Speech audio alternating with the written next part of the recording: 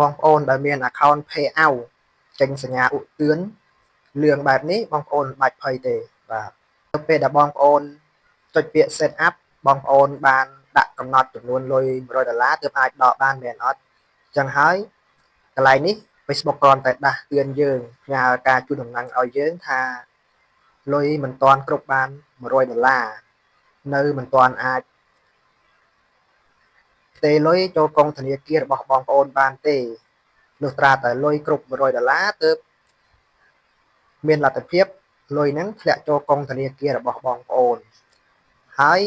នៅពេលដែលបងប្អូនរកលុយបាន$100អាកន្លែងហ្នឹងវានឹងបាត់ទៅវិញជាស្ថាពរដោយខ្លួនឯងហើយបងប្អូនបាច់បារម្ភទេគ្រាន់តែ Facebook ដល់ការជូនដំណឹងដាស់តឿនឲ្យបងប្អូនរកលុយបន្ថែមឲ្យគ្រប់